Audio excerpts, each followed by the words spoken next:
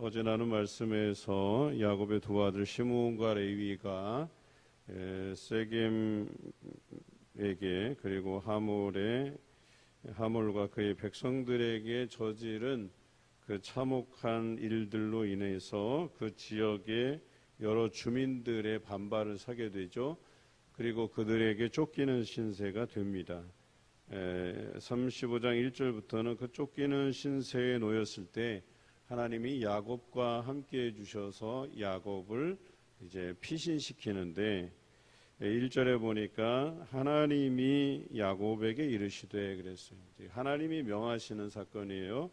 그래서 베델로 올라가라고 이야기합니다. 우리가 일찍이 앞서서 베델에 대해서 우리가 나누지 않았습니까? 그리고 오늘 야곱이 고백했던 것처럼 자신이 형 에서의 낯을 피하여 도망하다가 그곳에서 잠을 자다가 사닥다리 꿈을 꾸게 되고 천사가 오르락내리락하고 그 위에서 하나님께서 자기를 내려보시는 그런 장면을 그가 보게 돼요. 그래서 그때는 꿈으로 하나님을 배웠고 오늘 35장에서는 이제 하나님을 대면하여 보는 그런 장면이에요. 물론 또 앞서서 야복강가에서 천사와 씨름했지만 알고 보니까 그가 하나님인 것을 그가 깨닫고 하나님을 대면하여 보았으나 생명이 보존되었다 한 것을 기념해서 또 하나님께 제사를 올리는 장면이 나오죠. 그리고 그곳 이름을 브니엘이라고 부른 것을 보게 돼요.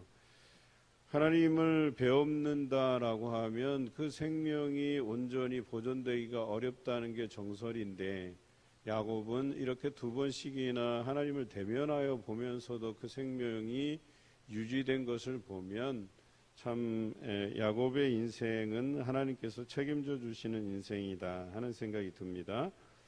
그래서 오늘 베델로 올라가라고 이야기하고 또 그때 베델에서 제단을 쌓았던 것을 기억나게 하셔서 또 야곱이 그곳으로 가서 제단을 쌓으려는 계획을 세우게 됩니다.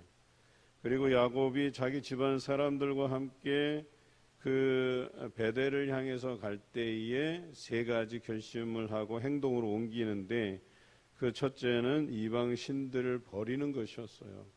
자기와 함께한 사람들이 이방 신상을 가지고 있었던 것으로 보여집니다.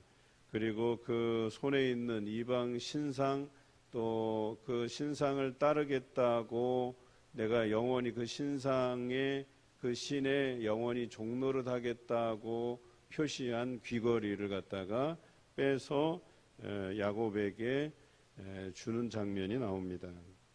성경에 보면 이 귀걸이의 개념은 내가 당신의 영원한 종이 되겠다라는 표식으로 귀걸이를 하게 돼 있어요. 그래서 그 귀걸이를 주었다라고 하는 것은 내가 이 신상들을 당신에게 주고 귀걸이도 떼어준다라고 하는 것은 이 신상에 대한 충성을 철회하는 거예요. 내가 다시는 이 신상을 따르지 않겠다라고 하는 것을 맹세하는 거죠. 그래서 야곱에게 줍니다. 또한 너희들의 의복을 바꾸어 입으라 그랬어요. 왜 바꾸어 입습니까? 옛것을 버린다는 거예요. 태도를 바꾼다는 거예요. 하나님께 충성되이 자신들이 서겠다라고 이야기하는 겁니다. 이 세 가지가 같은 뜻이에요. 그래서 이제는 이방신을 따르지 아니하고 그에게 충성한 맹세들을 다 거두고 이제 의복을 바꾸어서 오직 하나님만 섬기겠다고 하는 그들의 결심을 가지고 하나님을 섬기게 되는 것이죠. 그리고 그들에게 그 모든 것들을 이 세겜 근처 상수리 나무 아래에 묻어버리는 이제 더 이상 이것으로 인해서 그들이 헛된 인생을 낭비하는 것이 아니라 오직 하나님만 향해서 그들이 나아갈 것에 대해서 결심한 것이죠. 그랬더니 어떤 은혜가 임했느냐 5절에 나옵니다. 그들이 떠났으나 하나님이 그 사면 고울들로 크게 두려워하게 하셨다 그랬어요.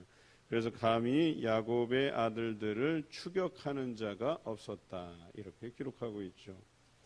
그렇습니다. 우리가 여러 가지 어려움에 처했을 때 우리를 도우실 분은 하나님밖에 없으시다라고 하는 것이죠. 특히나 우리가 하나님께 도우심을 구할 때는 우리의 과거의 모습을 청산해야 될 필요가 있어요. 하나님 앞에 내가 하나님 아닌 다른 신들을 섬겼던 것, 또 그것에 올인하고 충성하고 시간을 허비했던 것, 그리고 내 마음의 자세, 이 모든 것들이 하나님께로 향하도록 바꾸고 하나님 앞에 그렇게 자신이 이런 어려움에 처했다는 것을 호소할 필요가 있다라고 하는 것이죠. 오늘 우리도 어려울 때 하나님께 간구할 때 그때를 모면하기 위해서만 간구하는 것이 아니고 우리의 모든 것들을 바꿀 필요가 있어요. 그래서 하나님 아닌 다른 것들을 우리가 의지했더라면 그것들을 온전히 내려놓을 필요가 있다라고 하는 것을 이야기합니다. 오직 하나님만 섬기고 하나님만 의지하고 그렇게 해서 하나님께로부터 도우심을 얻는 여러분 되시기를 주님의 이름으로 기원합니다. 6절부터는 야곱과 그와 함께한 모든 사람이 이제 베델에 이르렀다 그랬어요. 그리고 그곳에서 제단을 쌓고 엘베델, 즉 베델의 하나님 이런 뜻이겠죠. 그래서 그곳에서 다시금 형 에서의 낯을 피해서 자신을 안전한 장소로 인도하신 하나님을 추억하게 됩니다. 여러분 과거를 추억하는 거 좋은 일이기는 해요. 특히나 우리의 어떤 과거의 영광을 생각하는 그런 차원에서가 아니라 그때 함께 하신 그 하나님을 추억하는 것이죠. 그래서 우리의 과거를 추억함에 있어서는 바로 이런 기본적인 원칙이 중요해요. 과거에 우리가 뭐 화려하고 전성기를 보내고 그 자체가 중요한 게 아니고 그때에 함께 하셨던 그 하나님을 기억하는, 그래서 우리가 과거를 기억하면은 그것을 기억하는 것이지 우리의 화려했던 때 우리의 공동체가 많았을 때 그때를 기억하라는 게 아니에요. 그래서 과거는 우리와 함께 하신 그 하나님을 추억하는 것이 중요하다.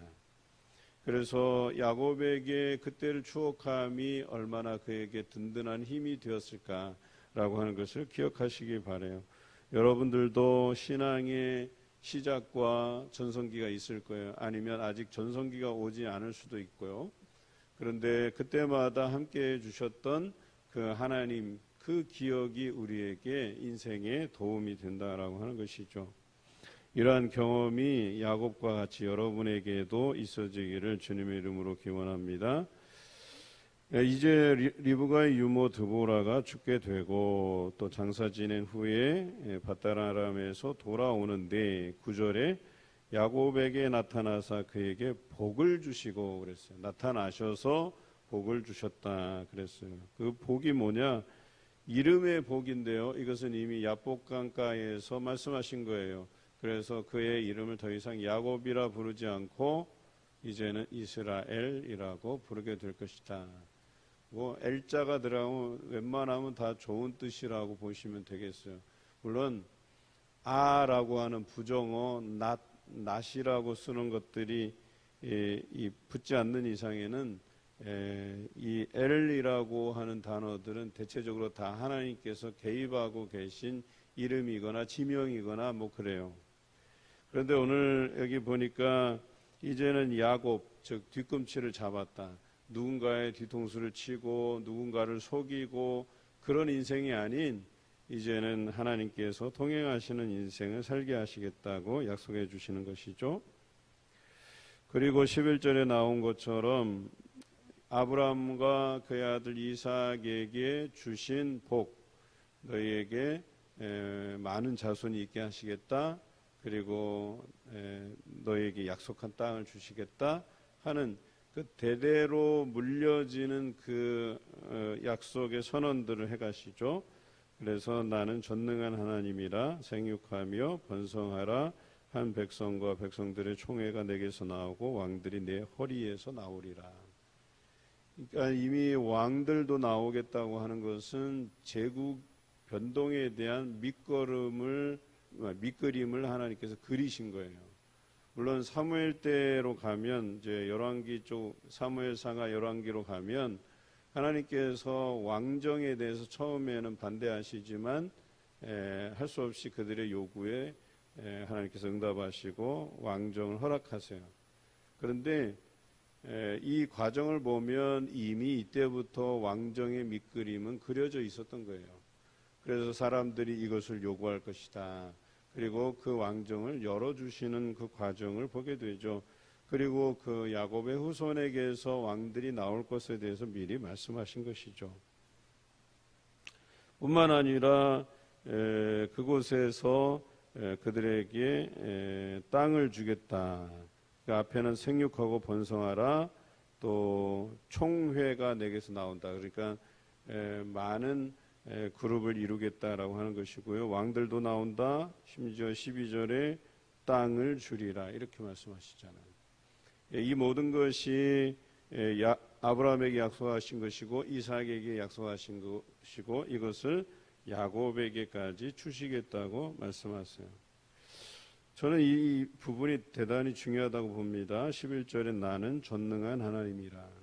그런데 모든 이에게 전능한 하나님으로 경험되고 비춰지지는 않아요. 왜냐하면 우리의 신앙의 고백이 하나님께 전적으로 의지하고 하나님께 자신의 모든 것을 맡겨야만 그 하나님이 내게 전능한 하나님으로 나타나는 것이지, 오늘도 우리는 전능한 하나님이 아닌 내 힘과 내 지식과 내가 가진 소유물을 통해서 또 내가 가진 지위를 통해서 살아가는 사람이 얼마나 많은데요.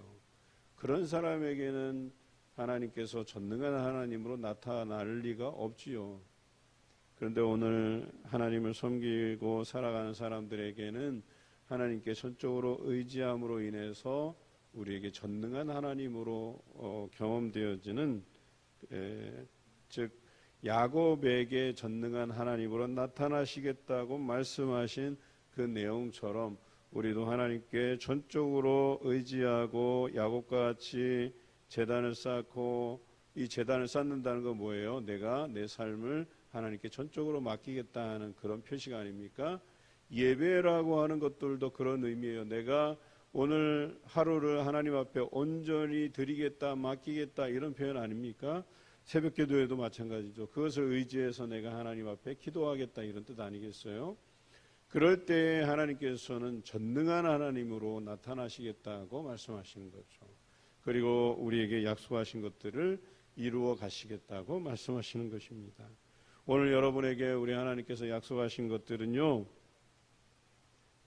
생육하고 번성하라, 땅을 주시겠다, 또 왕들이 나오게 하시겠다, 또 총회가 내게서 나오게 하시겠다 라고 하는 이 모든 범주 안에 속해 있어요.